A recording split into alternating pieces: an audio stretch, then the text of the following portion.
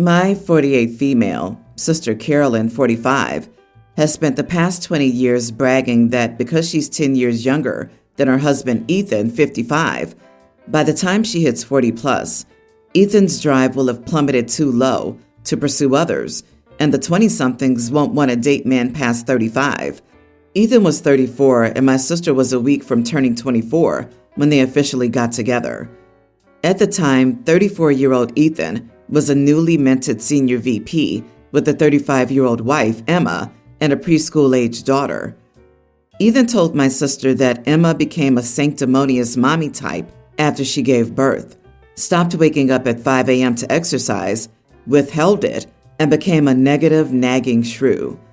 Ethan physically left Emma for Carolyn, but Emma was the one who filed for divorce. Carolyn was angry because she claimed Emma was the one who filed for divorce, yet she's the one who became bitter and hostile after the divorce happened. For a while, I sympathized with Carolyn because everybody criticized her relationship. However, I felt like Carolyn and Ethan made it a fact that Ethan was punching above his weight regarding having a younger woman, their entire personality as a couple and individuals. I think it's because Ethan was poor into his early 20s and said he thought the best he could ever do was the sort of attractive, after a few beers, truck stop waitress. Back then, it was much easier for somebody with no connections to rise, and Ethan did. Then after his divorce, and before marrying Caroline, Ethan started his firm and began making even more money. Carolyn signed a prenup, but maintained that it would never be used. Carolyn used to laugh when ex-wife Emma told her that there are always younger women out there. Carolyn replied that she had asked Ethan, and he said that a 10-year age gap is gigantic to him, and that Carolyn was the combination of somebody who he'd always see as much younger, while also being able to relate to her. In a place where her stepdaughter could hear her saying it, Carolyn would also say that Emma has aged so much faster than Ethan, and that she's likely regularly mistaken, referred to as her daughter's grandmother. All this about "he will always see me as much younger" disappeared a few years ago. Carolyn started becoming very withdrawn and miserable. She'd act out in ways, but Ethan wouldn't even bat an eye at her antics. Then suddenly, just before the holidays, Ethan picked a fight by telling her her hand mannerisms are annoying and left the house. She found out he was living with a 24-year-old assistant he hired without experience. Now, despite texts saying their 3 kids miss him and she doesn't deserve this when she's never denied him intimacy, he's filed for divorce. Carolyn came to me crying and would go on rants about how Ethan would realize the 24-year-old sees him as grandpa. I rolled my eyes and said, "What did you expect, sis?" And that I had no sympathy when for years I've had to listen to her saying age gap detractors are bitter losers and that Ethan will always see her as a prize. I also told her that 10 years is barely the starting point when it comes to the trophy wife relationships. She got angry and said she's still the youngest Ethan will ever get for a long-term relationship, and that her qualities should make him come back to her. I said, "Yeah, sure." And she screamed, "Are you calling me old when Ethan's pushing 60? And left. Am I the idiot for asking my sister, "What did you expect?" after her husband left her for a younger woman? Not the idiot. Every mistress is convinced she's the exception, not the rule. She's delusional. There is an endless supply of 20-year-olds who would jump at the chance of marrying someone with money and living an easier life. He is a type. She's now realized a little too late, however. Exactly. She's deluding herself into thinking Ethan gives a crap about long-term relationships, especially since he has no problem trading in for a newer model every 20 years or so. He's going to ride this new one until he's around 70 or 80, and then at that point, throw off the pretense entirely and just hire sugar babies for companionship or import a trophy wife from a developing country. It's clear he doesn't care about family at all. Yep, my late stepmother saw my father as a stable person who could take care of her. At least that's how it looked to me. She was 23, he was 44, and I was 16. She was wife number 3. He kept being a man-child, and she had to become the adult in the relationship. I'm not sure why she stayed. She must have loved him. We lost her to a tragic accident last year. Father had not paid a bill in years, and most accounts were in her name. Poor delusional lady, but she was an excellent stepmom to me. Oh, I'm sorry for your stepmom. Ethan told her that Emma became a sanctimonious mommy type after she gave birth and became a negative nagging shrew. And Carolyn believed that? LOL. Now she knows why he left his first wife. And you are not the idiot for saying what you did. She forgot the old saying, if he's willing to cheat with you, he'll cheat on you. She should have known this day was coming. I have a significant income and expect it to grow more in the coming years. My investments will also mature, making me reasonably wealthy. I'm emphasizing this to highlight that in the event of a divorce, I have a lot to lose. I've told my fiancé several times that I won't marry without protection or guarantee for my financial future. He agreed then, but now I think he just said what he needed to convince me to accept the marriage. He probably didn't think I was serious, but I certainly was. I've discussed this with my lawyer, who drafted an excellent prenuptial agreement based on my concerns. She even suggested adding an infidelity clause, something I hadn't thought of but readily accepted. I discussed this with my fiancé and told him to review the agreement with his lawyer to see if we could reach mutually acceptable terms. He was very offended that I even felt the need for one. To say he got upset would be an understatement. He was particularly offended by the infidelity clause. I certainly didn't expect this reaction from him. However, in the end, he agreed and signed. His reaction is making me have doubts. Before signing, he claimed that I wasn't respecting our relationship and expecting him to fail, which is not true. However, life is unpredictable and anything can happen at any time. So I'm just trying to protect my financial future in case of a divorce. I'm starting to question everything after his hesitation, especially regarding the infidelity clause. Am I wrong in this? Not the idiot. This is bizarre to me. A prenup is like insurance to protect the assets you had before the relationship. Would you not buy fire insurance because you never plan on having a fire? The prenup is an insurance you hope never to need, but are glad to have if you do. I learned the hard way. The person you marry is not the same person you divorce. I didn't have many assets, but I had my bills paid on time and savings in the bank. He wiped me out and took everything that wasn't nailed down. I left with the clothes on my back and a few things he didn't want that weren't worth monetary value, like our wedding album. He, on the other hand, came into the relationship with tens of thousands of dollars of debt. He borrowed money he didn't ask or even consult me about to keep up with the Joneses, tanked my credit, and then expected me to help him pay off his debts. After taking everything that could be sold, and then he cut contact when my lawyer mentioned child support. He lived in another country, so while I couldn't be forced to pay for his debts, neither could his check be garnished for child support. OP, you need to understand this. People change, and so can their dedication to a relationship. You should stick with the prenuptial agreement. If fiancé can't accept it, oh well for him. I, female 25, have an older sister, 28. We're both married. My husband is 28, and hers is male, 29-ish. She married her husband while I was in college, right around when I met my husband 5 years ago. We actually attended her wedding together. My sister's a stay-at-home mom, and her husband works in finance. As I said, my husband, whom I met in college, is now an attorney, and I'm a forensic scientist. I work on crime cases. All of that to say that my husband and I are well off financially, while I know that my sister struggles a bit, especially these days. Well, a few days ago, my sister asked me if I could watch her children for the night while she and her husband had a date night. I said, of course. My husband and I often watch our nieces, 3 girls, 1 a set of twins, preschoolers and a pretween, and we even have set up bunk beds for them in our guest room and we look forward to watching them. My husband and I are undecided if we want kids of our own, but we just love those girls so much, and they're 90% of the reason we lean towards yes. Well, when my sister came to drop the girls off, she came inside for a few minutes. My husband took the girls to the kitchen for a snack, and my sister insisted on sitting down and talking to me. She then told me that the date night was supposed to be a rekindling of the flame date and that her husband recently had not been the same.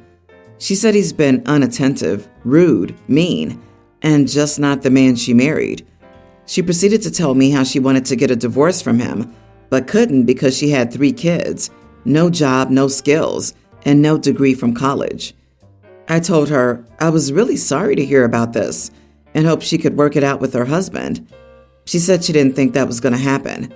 I told her then that she shouldn't worry about the kids if she did get a divorce from him, because my husband and I could help her with the kids. She proceeded to get mad and tell me that childcare is so much money that she could never afford it while doing the menial jobs that she would be able to do. I told her not to worry about the cost of childcare if she could make it until next year-ish, because the twins go to school next year, and that I could pick them up and drop them off if necessary. My job has flexible hours. She sort of backed off then and just nodded and left. Well, today, I got a few angry texts from her, calling me a witch, selfish, self-absorbed, and a spoiled brat. She says I'm a horrible sister for not offering her money or more help because I have so much of it. I reminded her that, no, I'm not rich, but my husband and I have good jobs and no kids. I reminded her about all the help I'd be willing to give for the girls and told her, honestly, my money wasn't just a free-for-all and that I'd have to talk about it with my husband anyway. She didn't want to hear any of it. According to her, I'm being a horrible sister, a spoiled brat, and unreasonable. So, am I the idiot? Oh boy, wow. Is it just me? Or does being insulted and called names make anyone more likely to help out? Not the idiot. No one is entitled to your money, especially not when you're already giving them free childcare. I would tell your sister that you and your husband won't be able to offer assistance until she makes a sincere apology. You're a selfish, self-absorbed, horrible sister for looking after my children, which I chose to have, while I went on a date night with my husband. I can't believe you're such a spoiled brat that you offer to drop off and pick up my kids every day to and from school, even though they're not remotely your responsibility. I just want money. Wah! This woman needs a reality check and a high five in the face with a chair. Oh, it sounds like she was hoping you would pay for her to be a stay-at-home mom still. Beware of her trying to move in next. If she does, put her in the same room with the 3 girls. Make it slightly uncomfortable so she'll be inspired to get it together. Also, Sis's husband is in finance. He should be able to afford alimony and child support. Your sister made her bed, and now she wants you to crawl in with her. Do not give her any money. If you do, the demands will never end. My 58 female, son 42, was born while I was still a high school student. I wasn't ready to be a parent and instead put him up for an open adoption. The little family that adopted him would send me birthday and holiday cards, but that was as much as I was involved. I was terrified. The baby was diagnosed with some issue with the nerve in his eye and was blind from it. I felt like I had done something wrong or caused it. I also felt so relieved I got to move on and live my life.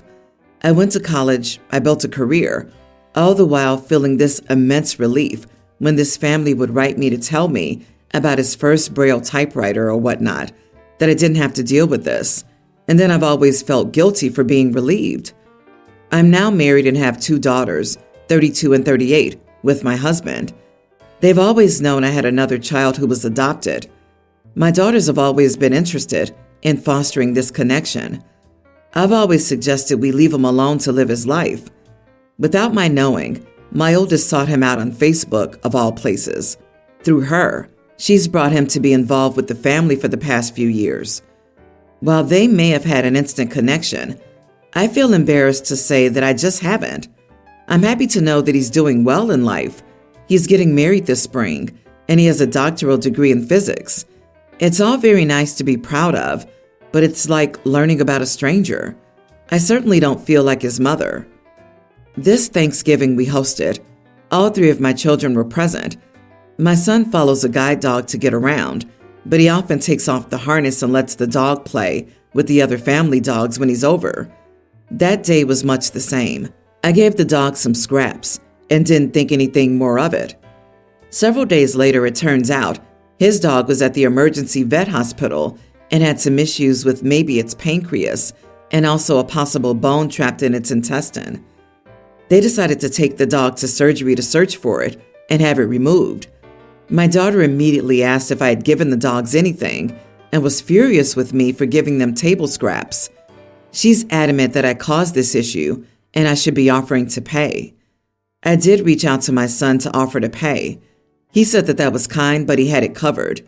I told him I didn't want him to worry financially because I knew it could be challenging for him to keep employment given his condition. All he said was he has pet health insurance, so after the deductible, he only pays 10%, and he's completely capable of paying for it. We left it at that. My daughter's still now refusing to bring her dogs to my home, calling me irresponsible. She blames me and feels I never take responsibility for the harm I cause, but I cannot pay if she refuses to take my money. OP, if you didn't check what table scraps you were giving the dogs, and it was dangerous to the dogs, you should be counting your lucky stars. You're not paying vet bills for 3 dogs. You are the idiot. I'm on your daughter's side. As a side note, you also seem a little resentful that your daughter reached out to her half-brother. You're not obligated to have a relationship with your son, but your children have a right to form a relationship with their brother if they'd like. Not to mention, it feels like she looks down on him for being blind. I don't know. OP just has a bad vibe. Because I know it can be hard for him to keep employment given his condition.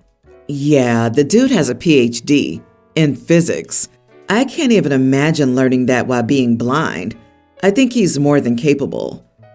I was just doing my thing, doing something with other people's animals without asking, causing damage, and I don't even like my son. Why is everyone mad at me? Vibe. Yuck. The dude is lucky to be adopted by his little family. Poor little OP. Everyone is ganging up on her. I, 27 female, got into a fight with my roommate, 24 female, and I'm not sure if I'm in the wrong here. 2 weeks ago, I decided to cut back on junk food and fast food and start losing weight.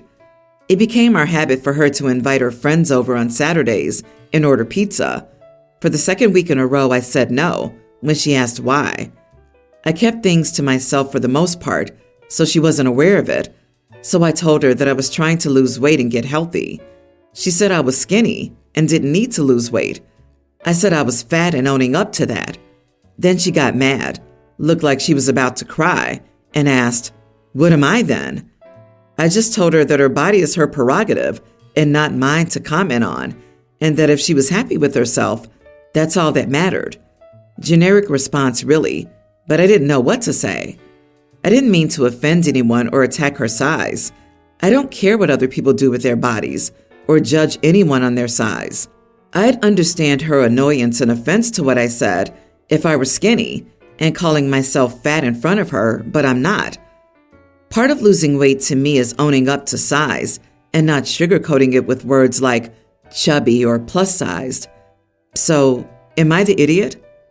What am I then? Brenda, you're fatter. As a fellow fat person, you're not the idiot, and your roommate needs to stop acting like everything you do for your health is about her. She's not the main character in your life. You were speaking about yourself and your own health needs. Yeah, what the heck are people saying? Because you're smaller, you shouldn't use the word fat? Who can use the word fat then? Because there's always someone fatter. If someone is talking about oneself, stop making it about you. I don't care about the weight of others. I'm not them. I only care about retaining a good quality of life and not ending up with my joints packing up at a young age. OP, you did nothing wrong. That girl triggered herself.